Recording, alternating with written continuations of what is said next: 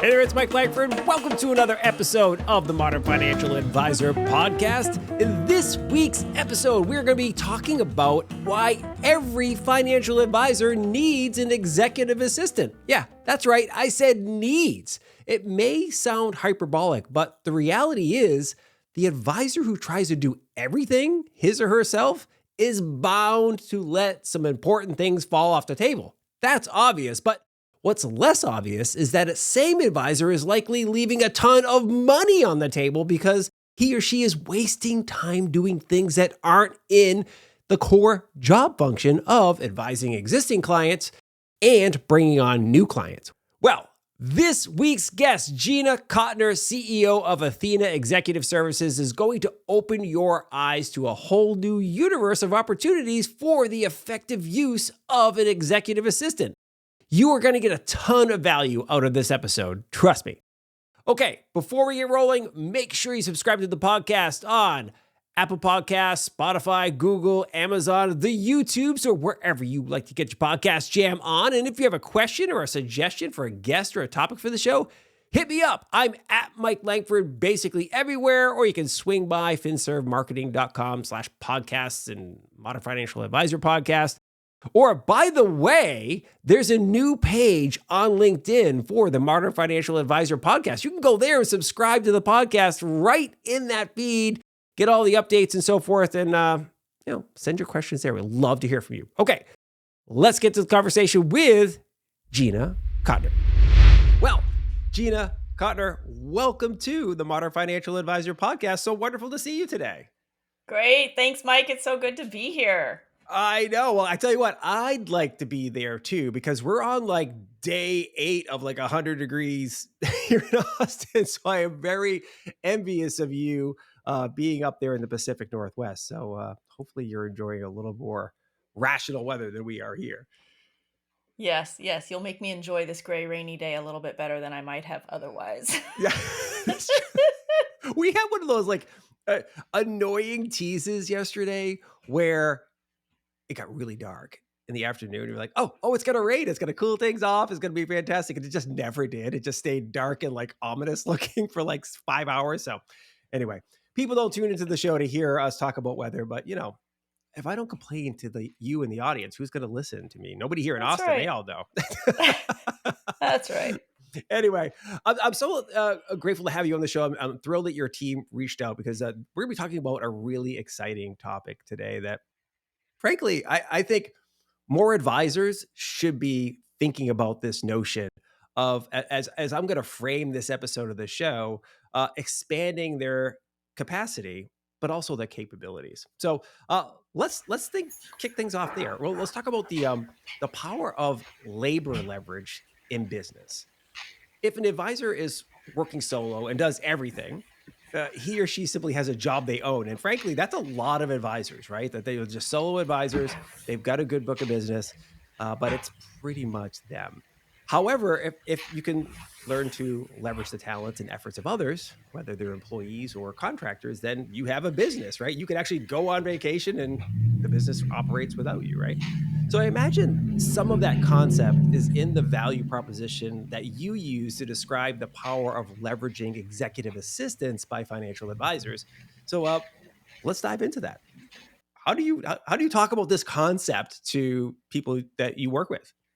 Yeah. Well, I think whether you're a financial advisor or any business owner, you have the opportunity to really move yourself from being somebody who is quote unquote self-employed, Mhm. which is first is a awesome. I mean, Yeah, that's a very freeing, especially for any of us who ever worked for corporate America, right? We got our 2 weeks of vacation every year, and we yeah, had to ask for time off and all that constraints. And then I think we all said, I don't want that. I want to go work for myself. Dang that's it! right.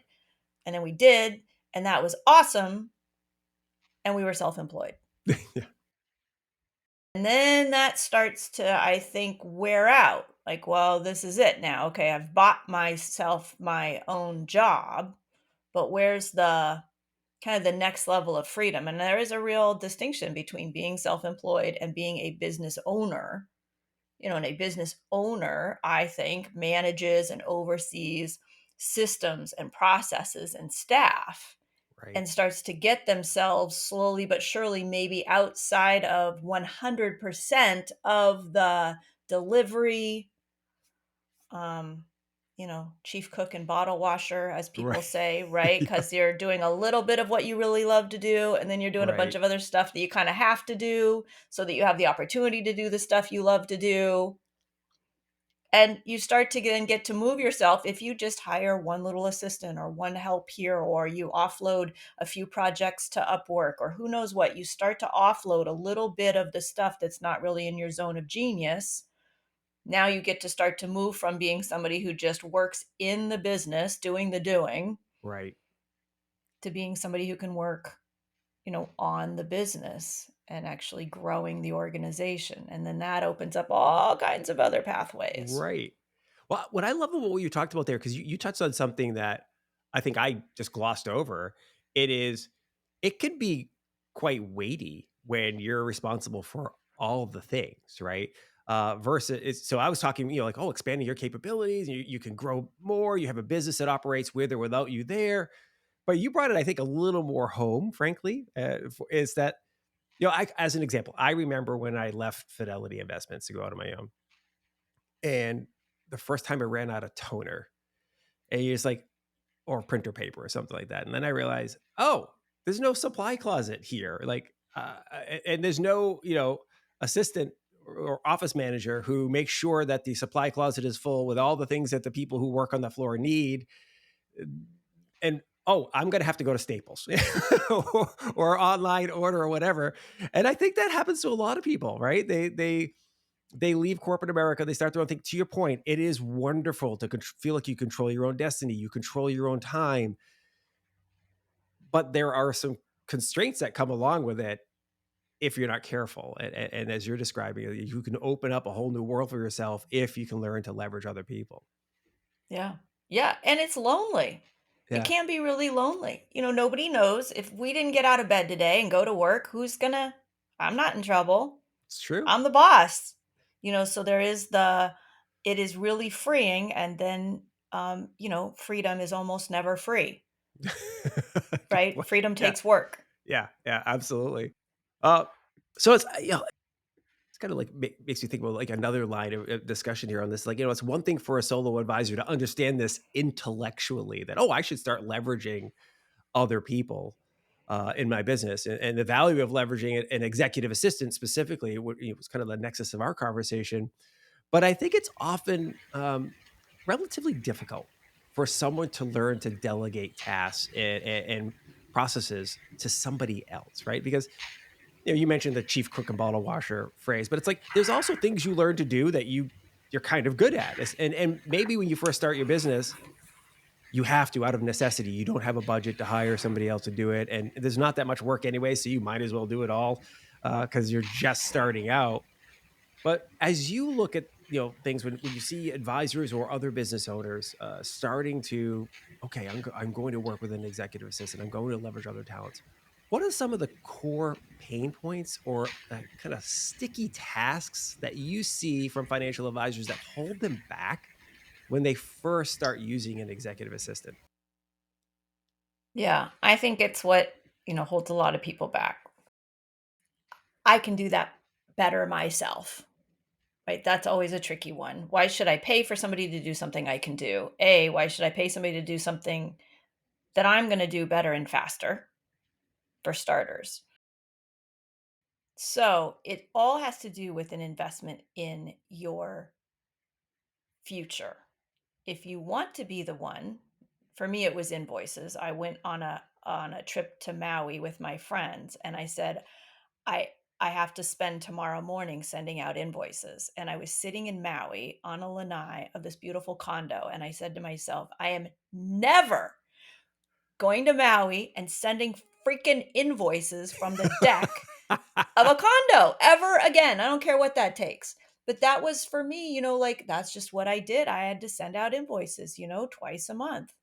And that was something that took me a while to be like, okay, that's going to be one of the first things I'm going to let go of. So, what's Interesting. always tricky, I think, for people is that letting go and then investing in the time that it takes to have somebody be great like you at it. But what you're investing in the very beginning is who you're going to get to be 3 months from now, the kind of life you're going to get to have, and the ability to go to Maui and not send invoices. So there is the control, right? Everybody's got to learn to let go of some control, let go a little bit of the grip, and let yourself go be the expert in what you're an expert in, and let your executive assistant be an expert in what they're an expert in. And then you two now be in a dance together. Um, I think that in the beginning, a lot of what there is to give away is the management of your inbox, all kinds of the projects and tasks that are just not the highest and best use of you. And I really recommend when you get started with an executive assistant, give them more than you think they can handle. Now, that sounds scary. You could start the other way. I'm going to give you a little bit, see how that goes. I'm going to give you a little bit more, see how that goes, give you a little bit more. Maybe you start off that way in the first couple of weeks, but then pretty soon I give people way more than I think they can handle because I like to see how they manage it. It doesn't all have to get done by Friday, but here are 10 things Right. I need you to go to work on. And then you start to find out what their zone of genius is, which is really exciting because then you realize, oh gosh, you really like doing that? God, I hate doing that. Okay, you are forever going to get to do that, you know? Yeah. I That's a really interesting angle there of, and I'm glad you kind of like phrase it in this discovery zone at the beginning of like try to this, because look, there are things that I know can use myself as an example. There are things that I know I'm really good at, but to your point, it probably is better for the business that somebody else do that thing, right? In the long term, if you could envision and sit down and write down, like, imagine if this business was 100 times bigger than it is now, would the CEO of this company be doing that task? And the answer is no, of course not. The CEO of that company would not be diving in on video editing or audio editing or whatever, even though he can do a really good job of that. He probably wouldn't be doing this, right? Okay, but you are still doing some of the video and audio editing. Why? Right? Why are and I like the fact that you said just dump a bunch of stuff on somebody. Do you find it's really important to also tell the advisor, hey, you're going to dump a bunch of stuff on somebody, but let them know why you're dumping the stuff on them? Like, this is part of a discovery zone here. Or is it Yeah, like you yeah, find out after? Like, because I think what I'm wrestling with, and maybe others who are listening are wrestling with it, is we're emotional people. We all have our anxieties and our foibles or whatever.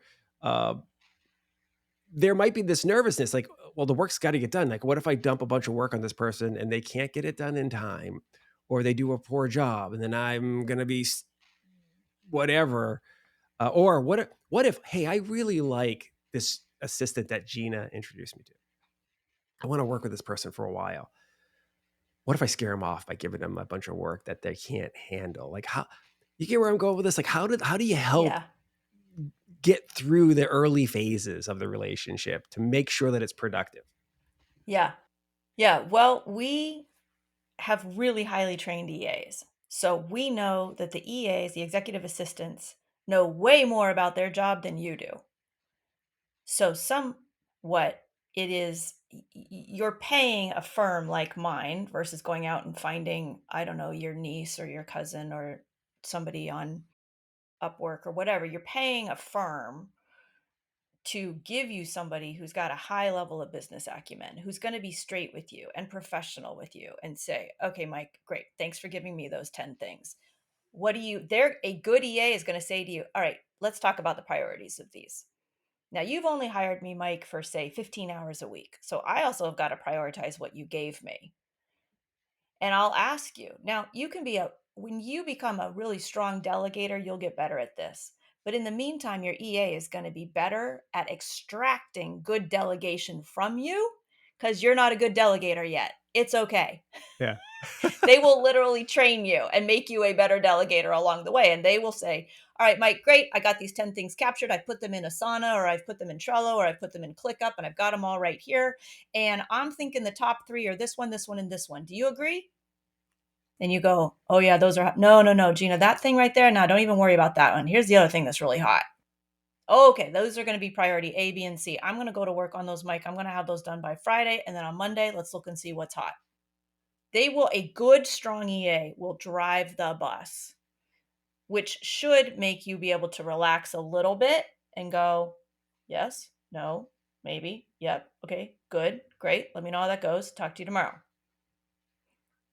And I find I'm a great leader, but I love being led. And especially if I'm paying somebody. I'm like, I'm Right. paying you. You lead me. I'm not paying you to ride my brain coattails. And it's a dance because you are going to have to teach them some things that they've never ever done before. But what you teach them in that first month, you're never going to have to teach them again. Next month, they start to know a little bit more of Mike's priorities. A little bit more, a little bit more. Pretty soon, 3 or 4 months in, you give them 10 things, they know. They know what's hot, they know what's not. It gets very fun. It's so funny. So I've long had a tremendous amount of affinity and admiration for executive assistants, and I discovered it really early on in my career. I used to work for a large financial firm called State Street Corporation, and I worked for the chief financial officer when I was there. Not directly for him, but I was in his organization, kind of like the step below him, whatever. And his executive assistant was just like amazing, right? And I learned really early on, like, hey, if I had a good relationship with her, my job could get a lot easier because I could get on Ron's calendar a little easier. I could get other things done that we needed to get done and better because she was managing, to your point, his priorities. It wasn't that he was subservient to her. He had trusted her. He had empowered her with certain things to get done for him so that he could now focus on what was most important. When you're the chief financial officer of a Fortune 500 company, the last thing you want to be doing is thinking about your calendar, or the priority of replying to the 800 emails that are in your inbox or whatever, or the 26-year-old kid who's coming to ask questions. Right? Um, how does that work? I mean, how does because I think there's almost like some magic to that. I know it's not magic, but like, how do you get an advisor to truly appreciate the fact that turning over some control, if you will, is a really good thing? So I guess we're leveling up from the letting people do tasks, but now I'm like, I'm actually gonna give you power technically over me to some extent. Like, you're gonna actually have some power over my calendar. You have some power over like what I focus on. How do you help them get there? Yeah. Yeah. Well, you tell them, just start. Just start. You're going to start it's like wading into the pool. You start wading into the pool with your executive assistant.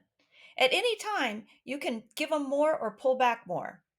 And that's what I'm going to say. In that first few weeks and in the first month, that's what you're going to sort out.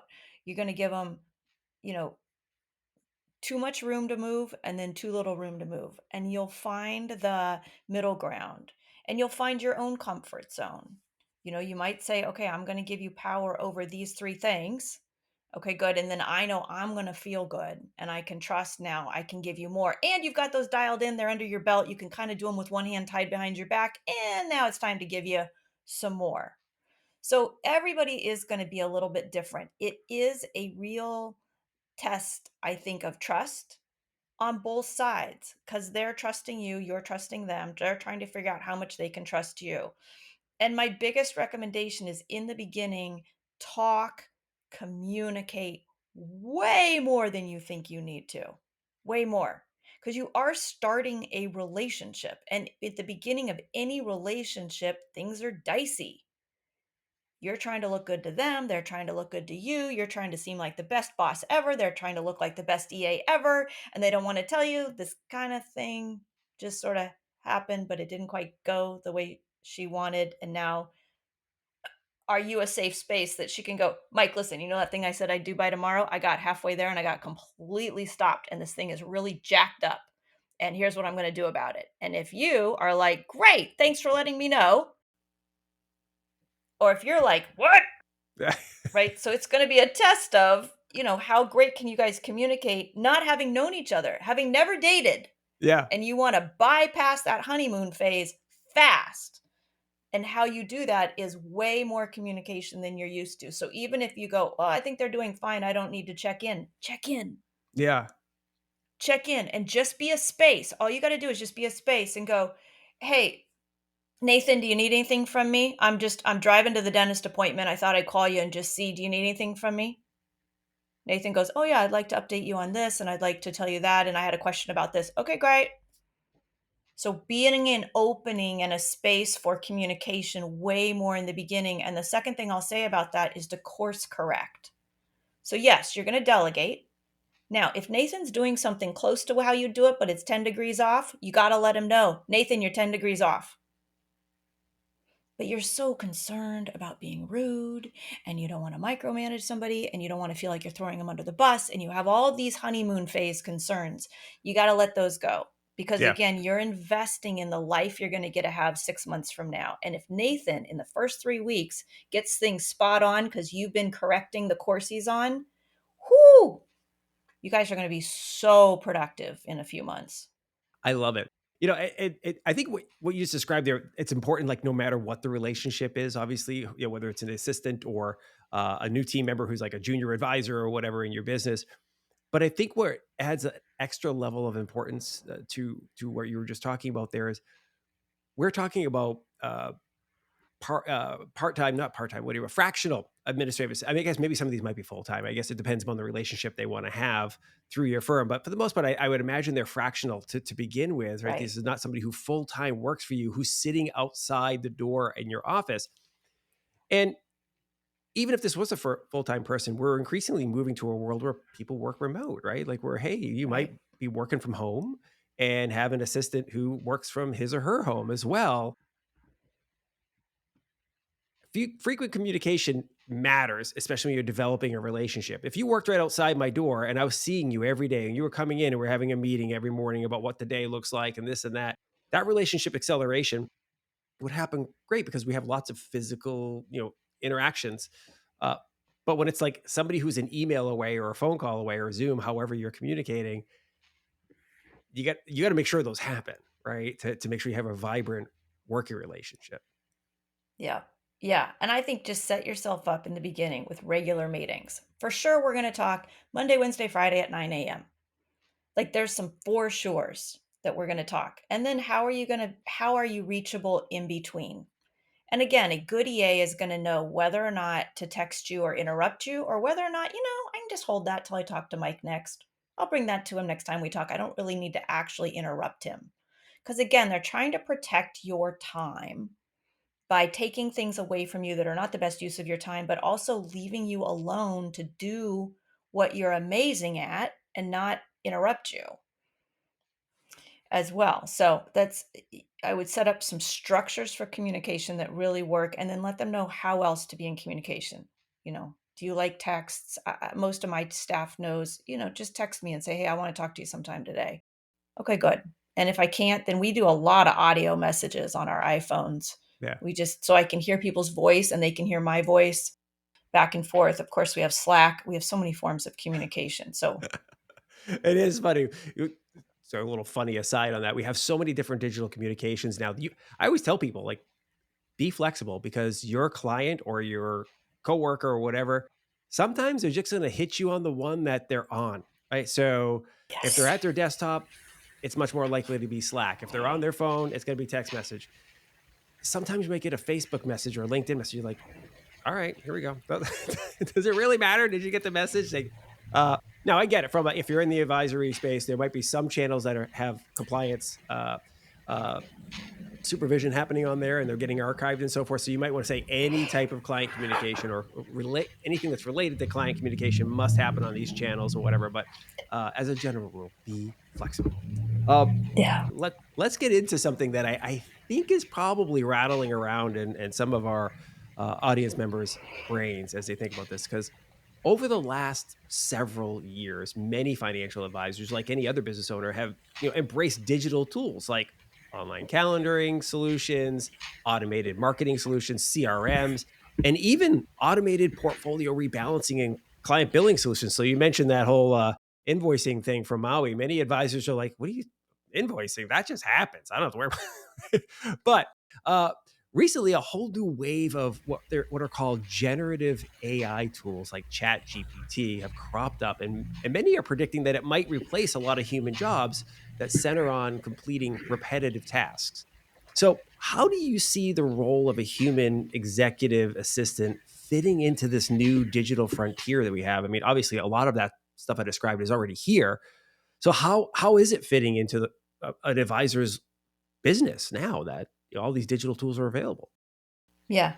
Yeah. Well, I think for executive assistants, because it has been happening, the calendar tool in particular, right? That was a big assistance job, getting everybody on the calendar, getting everything sorted. Now you can send somebody a link, they can get on there. Now, there still are generations that don't want to do that, right? You still, advisors are still, dealing with, Aunt May in the middle of Utah who's, not going to click on a link because she's not too sure what's going to happen afterwards. So that's fine. So we have a little bit more of that generation to take care of. But it simply has elevated, I think, what an executive assistant does. So just with calendaring, you can have all kinds of people get on your calendar without your executive assistant. But I think it's really useful to have your executive assistant take a look every Monday at, say, the next 2 weeks and look and go at the whole of Mike Langford's schedule and go, is this a schedule that Mike's going to love? That he's going to wake up and be like, I am just going to be amazing every day? Or does this look like a schedule Mike's going to have to tough it out, survive, and I don't know, go back to his family at the end of the day exhausted? So there's the what I might call calendar proofing, which is and it's just going to keep happening. Like let's just say you use Chat GPT to write a newsletter. Okay, well somebody's got to go in there and proof it and fact check it. And like Right. it's not like the work goes away, the work changes. The amount of time, what your time is going to be used for in, say, writing a newsletter. If you have Chat GPT write it, it's not like now there's nothing to do. No, there's something different to do. Right. I I love that. I don't think, first of all, we're in a relationship based business, right? And so these tools are going to help, but like your clients want to deal with you as a financial advisor because you are a human financial advisor, right? Like they can go and find it, a robo advisory tool, some sort of tools online that says, give me a balanced portfolio. Those exist, right? So, but why are they still working with you? It's not that they're unaware that these tools exist, that they could go to any of the large financial firms or any of the fintech startups and get kind of a similar portfolio, believe it or not. They're working with you for other reasons. They want to have the steady hand at the wheel. They want to have somebody who can answer their questions. They want to have somebody who can anticipate the questions to ask about the future. Like, oh, we just found out that we're expecting a grandchild. Well, great. Let's talk about that. If you're, the client and the advisor. Well, I think the same thing is true here. You mentioned calendaring. Like, yes, an advisor can have a calendar that people can click on, but occasionally somebody sends the advisor a calendar link, and right, or we're going to have a meeting with, okay, my client just told me he's going to be a grandpa. Wow, that's wonderful.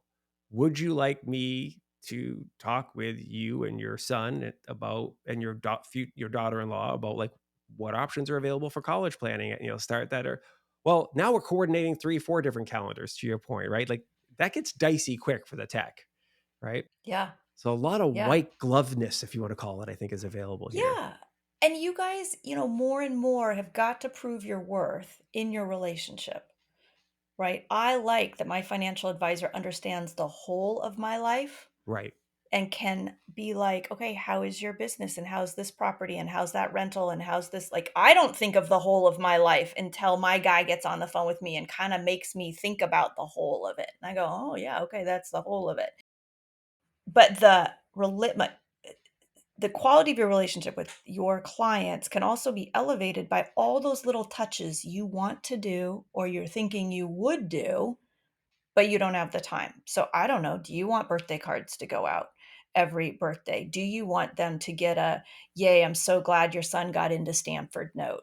Do you know the kind of dog they have? And do you want to do something cool around that? I mean, there's so many cool little you're important to me touches Yeah. that I think a lot of advisors want to do, and I don't know that they get around to it. Those are great things to give to your EA and to go automate, Yeah. and the whole world of like end of year gifting. Oh my God. I mean, that's a project that we start in October. And thank God I have an EA. That's like a huge thing that she does. I love that.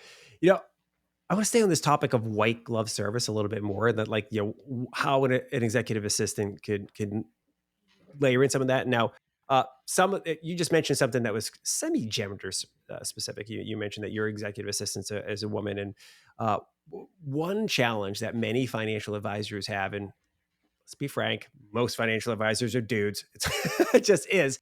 One of the problems that's been happening in this industry, and the industry is trying to change it, is that male financial advisors, often have a hard time relating to the female clients that are in a relationship, right? So you hear so many times a woman will say, the advisor talks to my husband as if I'm not there, right? Like, we're sitting in there, and they'll talk to him, and he'll talk about my client, and my client's wife. Like, wait a minute, the wife is also a client, like, so it's very common for the woman in the relationship, there to feel unseen, and as a consequence, by the Yeah. way, when there's a divorce, 50%, no, I think it's even higher, I'll have to go back and check the stat, but it's like over 50% of the time when there's a divorce, the woman half of the client relationship will Yep. take her assets elsewhere. Why? Yeah. It's Mm, like, if this was a good relationship, why? Because, well, there wasn't a building. So, and right. that's just one example of relationships not being nurtured, right? That, Yeah. and I think an executive assistant, as you mentioned, that do you send out birthday cards? What are the interest level of my clients? So, as an example, you and I were talking in our prep call that you're into pickleball. I know this, Yeah. right? And so I'm excited for you. I'm not into pickleball, but I know it's a big deal, right? So what if the executive assistant, part of his or her job was tracking what the clients are into, their genuine interest levels, Yes. and then Yes. communicating that, and Yes. then say, hey, pickleball tournament. If you're looking for tickets for your client, you could take them to the Yes. Formula One race. Everybody likes Formula One, or do they? Maybe somebody would like to go to the pickleball tournament that's happening in town, or something of that nature. So it's kind of where I'm going with Absolutely. this. Yeah, Yep. and I was, going down a gender route there, because I know it's a big deal happening in our space right now, but it could be anything. Right? It has nothing to do with Yeah. gender necessarily. No, I think it's a great use of your assistant, is to have everybody be in the family, right? And sometimes then you got the multiple generations, right? And what's happening within, is it grandpa's 80th birthday? And what a big deal that is, because you're serving grandma and grandpa and mom and dad. And someday you're hoping to serve the third generation, right? And are you tuned into what happens in that family? And where is that being stored? Is that in your CRM? And can is your EA, that's a great use of your EA, keeping all those records accurate, up to date, and in use in a CRM, in a place where it's going to pop up at the right time.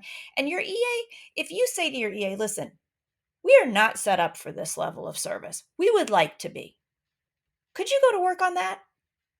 You'd be amazed. They're going to bring to you ideas about how to do that you wouldn't have had. So it's another, both around the white glove service and working with a brand new partner, is ask them their ideas, because you're not just getting their worker bee-ness, you're getting their brain. You're buying part of their brain. And you go, listen, I'd like this whole new white glove, level of service with people. And I notice that a lot of women in these partnerships just probably are not feeling really like honored. What do you think we could do about that? You'd be amazed. They're going to come up with ideas you didn't come up with, and they will love it. That's the other thing. EAs love to get into that personal. I don't know, maybe do a Mother's Day campaign. We do Mother's Day campaigns every now and then, right? I mean, it's just so many fun things they would come up with that would make such a difference. Yeah, I 100% agree. It's so funny. I love this line of exploration, because we started this off with very task oriented type of conversation. Like, hey, what are the things that you do, billing or whatever, that you find to be a pain in the butt, or you can do, but you probably shouldn't be doing, or whatever. But now we're talking about, I think, growing the business in a way, making the business more meaningful for the client, right? To your point, stretching what we want to be. We want to be a more boutique, white glove type of organization. We want to serve ultra high net worth clients. Well, let's be a little more bespoke in what we do. Well, being a little more bespoke is not just having access to better little investments that maybe, uh, they don't have, like, oh, I've got access to this new building project that's over here or whatever. Like, no, let's talk about what we know about you, how we handle you. It's like when you check into the Four Seasons, right? Like they know, like what kind of pillow do you like on your bed, as an example, right? Like those types of things. And here's the thing. I have heard this. I've had the great honor of speaking at a lot of like top producer events for large financial firms, and like most of the time, everybody in the audience is making over $1 million a year when I'm speaking, right? So sometimes the things that I'm talking to them about feel a little low end, right, or whatever, because the first question I get almost always is, "Can my assistant do this for me?" Right? So, as you think about this, what are some of the more interesting things that you've had assistants say, "You know what? This should be a thing that we do for clients because I'm starting to see a pattern here." What has been a pattern? It's so funny because it's what I'm always so amused by is the wide, bizarre range of stuff that the EAs do, because they really will just do anything that is not your highest and best use. So, um, I think the most common things that they do are all of the low level admin tasks as well as research, right? You have a thought, whether it's for your family or for your practice, hmm, I think maybe we should change our project management software. Hmm, could you go to work on that, Nathan? And Nathan goes and does some work on it. Now, Nathan doesn't necessarily know the whole entire, he's not going to do every single step, but it gets that initial thinking done. And once you receive initial thinking, now you go, oh, here's now what I want to do with that project. Whether it's airline tickets for the family for spring break, or a new CRM, or a new project management software, or where should we have grandma's 85th birthday. The initial thinking of anything, I think is I personally don't enjoy it, and I think it's the biggest time waster. Once somebody can kinda get me funneled down to, "Consider something in this zone, Gina," then I go, "Oh, okay. Oh." So I think that's something that I don't know that everybody thinks about, because they think, "Well, my EA, I chartered a yacht for my 50th birthday. My EA doesn't know anything about chartering a yacht. I don't know anything about chartering a yacht, but she can go do research and figure out." And when she learned some basics about chartering yachts, she's like, "Okay, Gina, here's how it goes. Here's how it works." And I go, "Oh, okay. Now I actually have some really good questions now that Yeah. I'm mildly educated." So I think that that's a very interesting and useful use of an assistant. I love that notion of like breaking down the research a little, doing because it is true. Like if you're all of a sudden like, I got to figure this thing out, and it can be an avalanche of information. I mentioned to you before we clicked the record button today that this is an exciting summer for the Langford family because my son is going off to college, and this is our oldest, right? He's the first one, and my wife and I, we finished college like 30 years ago almost, right? Like so, you're okay. Like a lot has changed from when Mike and Amy went to school. So all right, my wife has joined like a whole bunch of these college groups, the moms, they're mom oriented groups, if you will. And now LSU has an official one, like, parents, family. I can't remember what it's called. It's like my LSU family or something. That's where my son is going. But she's like constantly like, oh, this and this and this. Like, isn't your brain smoking that there's so much stuff? And, LSU has done a pretty good job of giving us a one sheeter of like, here's the things you should bring and here's the things you can't bring type of deal. But to your point, like there's still a ton of like, where do you stay when you come to visit for family weekend? What do all that type of stuff. So I love the fact that you just like break this down, make life easier for somebody. Yeah, my EA was just doing standard airline ticket research the other day for a wedding in Florida. I got to fly kitty corner all the way across the country. And I said, maybe I want to use points. Maybe I want to use money. She was, you could do this much money. You could do this many points with money. You could do da da da. And she gave me all this stuff. And I started to swirl a little. And I left her a text and I said, I'm swirling. So she sends me back this email. And she goes, here's your best bet. I was like, thank you. Doesn't necessarily mean I'm going to agree with her, but I trust her. She's been my EA for 4 years. If Corrine says this is your best bet, I'm pretty much going to line up with it. And I looked at it and I go, oh, okay. And I mean, okay. Yeah, I like that. Do that. But I appreciate her saying here, like, you tell me. It's not that I'm dumb. It's not that I can't figure it out. It's that I don't want to think about points and a flight to Orlando. Somebody else do that thinking. What if I didn't get the best deal? I don't really care. I don't want to think about it much longer. I got a pickleball lesson to get to. That's right. Well, it's true. Like taking the burden of decision making.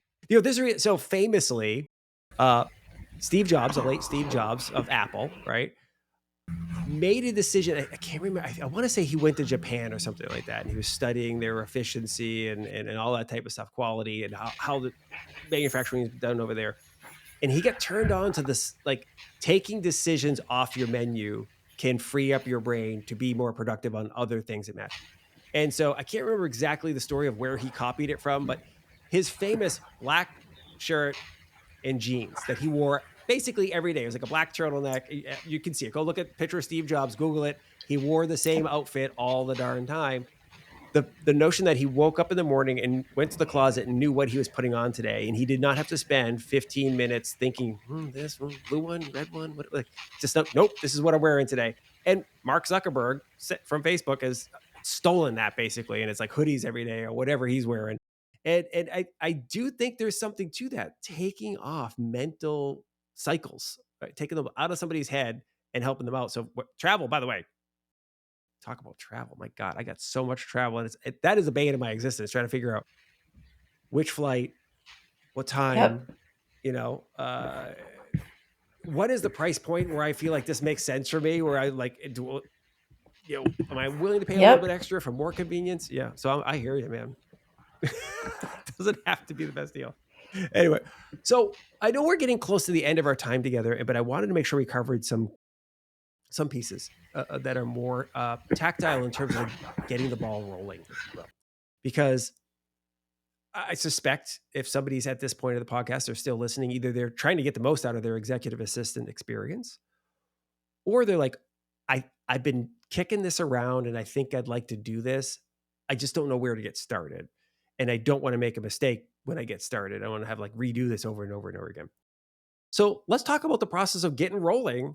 How does a person get started, and what can they expect in the early days? Like, yeah, take me through the process. What are your kind of top 3 things you think of like for getting the ball going? Yeah. Well, there's where to find one. Okay. So, I mean, obviously, I love what we do at my firm. We are a US based agency. So there's that realm inside of which to go hunting, you could say. So there's a lot of US based agencies. And they will do a lot of the groundwork for you, right? We've already done the vetting, the screening, the developing. We interview you, we interview them. We go, yep, we think Mike, the person for you is Allison. Here you go. So that's a huge project right there that you can offload to an agency. Now, the in your guys' highly regulated industry, that's pretty much what you need to do. If you weren't in that, I'd say, yeah, you could go shop the Philippines, right, for $6 an hour or what have you. Or you also could find just a solo freelancer who's just sitting at his uh, dining room table in Kansas City. And they would be like the perfect person for you. And they're going to cost a lot less than a US based agency. And you're going to have to go find them. So that's kind of the needle in the haystack. So that's where you go about finding them. Now, once you get started, for us, every one of our executive assistants has a performance coach on my staff, on our team, because the most important thing is getting that partnership up off the ground. And it like blowing up a balloon, in the beginning you got to puff and it's a little harder, and then the more it's blown up, the easier it is to keep blowing up. So we've got our performance coach involved with our EA. We've got our client care manager involved with Mike to get this whole relationship up off the ground. So we will probably say to you, Mike, you want to start your list. And anybody listening to the podcast right now, you can just start a log of what are those things that I do every day that I wish I was not doing? They're repetitive. They're common. That if I had an assistant tomorrow, boy, those would be the first 3 things I would give that person. Everybody should start that log. And then in the beginning, you're just going to start delegating, right? You're going to start delegating what you feel the most comfortable delegating, or the stuff you've just been wishing, hoping, praying someday you'll never have to do. It could be something tough. You might start, there is an argument for start with something that's tough, but that you just are like, dear Lord, if I could just, I'll invest a month with this person if I could just stop having to do this. That's valid. And another one could just be all the low hanging fruit, the birthday cards, the CRM updates, the deleting from emails that you don't want to receive anymore, the calendar proofing. You could start there as well. So that is right, kind of how you get that off the ground. And then again, you course correct, communicate a lot and course correct. And your EA, if they're good, they're going to bring to you tools they want to use if you don't have them. A project management tool. Where are we going to keep track of our projects? Do you want to be able to see the 15 things you've delegated to me? Do you not? Sometimes I'm like, nah, just text me every Friday and tell me what's happening.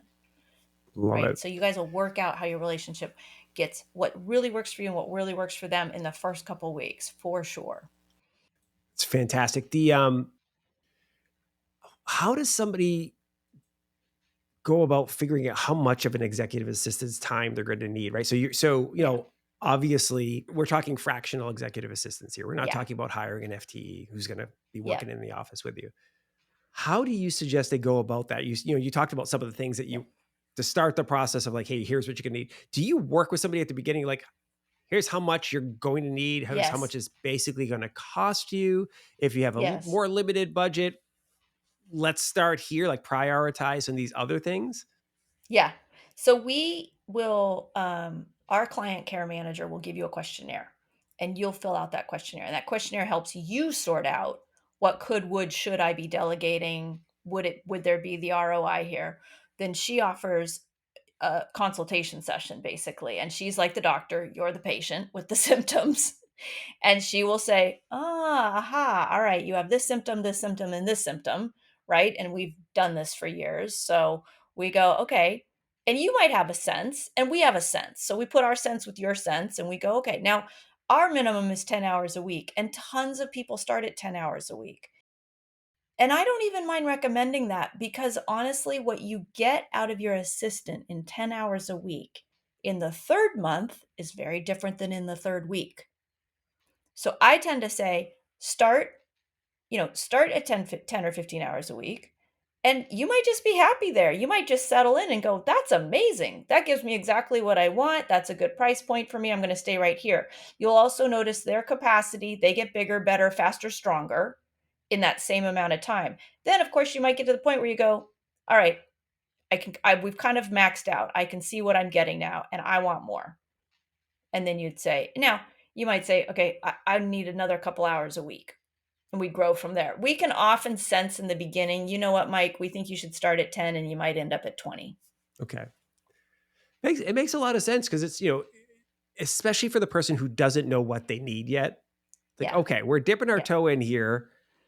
As you mentioned at the top of the show, some of this is going to be discovering what you need, discovering what it's like to work with you, discovering how easy it's going to be to have you let go of things and delegate versus pry them out of your hands. Yeah. Right.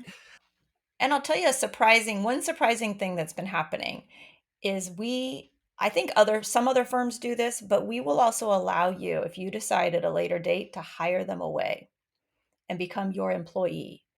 And I don't market this a lot like a try before you buy thing, but people use us for that. And it's turned out really well. I mean, I just had one of our contractors call me today because she's been with us for 3 years and she was a little nervous to say, but I pretty Oh, much knew why she was calling. She's yeah. like, they want to hire me away. And I said, you guys have worked together for 3 years. They really should hire you away, Yeah. Yeah. like as much as I've loved you. And, and like in any contracting company, the client pays us a fee and Sure. they take that and they ride off into the sunset together, and it seems to be happening more and more. And Yeah. I don't mind it. So anyway, that's a whole other option. That's wonderful. That's fantastic. They dated for a while and now they get married. It's all good. Exactly. That's great. Exactly. I love it. That's fantastic. Well, Gina Cotner, this has been fantastic. I know people are going to want to follow up. So they can go to athenaexecutiveservices.com to learn more about the business. Where else do you hang out in the world? Can we find you on LinkedIn and Twitter and all those types of places? Where's the best way for people to follow Yeah, up? you can find us on LinkedIn, Facebook, Instagram. But really, I'd go to LinkedIn, go to our website, and you'll find out everything you need to know. And if you book a consultation, it's just a 15-minute chat with a great lady named Jennifer, and she'll brainstorm with you. Even if we're not a right fit, she'll tell you, Yeah. listen, we're not the right fit, but here's what I think you should do. That's It's awesome. good. That's fantastic. Well, this has been wonderful. I've loved having you on the show. I'm sure I'll be reaching out to you again, like, hey, come on and talk about this other topic. I think it'd be really good. And I Good. guess we'll see you on the pickleball court. Thank you very much for coming on That's the show. right. That's right. There you go. Awesome. Thanks, Fantastic. Mike. My pleasure. Thank you very much for listening to and or watching this episode of the Modern Financial Advisor podcast. It's always fantastic to have you with us. I hope you are researching right now getting your own executive assistant. It's really approachable, right? You don't have to have a full-time one. It's not a full-time employee search process. Go through a firm like Athena Executive Services, get a part-time executive assistant, test him or her out, find the one that works for you, and then be more productive and start getting on with it. All right. That's all I have for you today. Hope you're staying safe and be nice to each other. We'll see you next time on the Modern Financial Advisor podcast. See ya. Bye.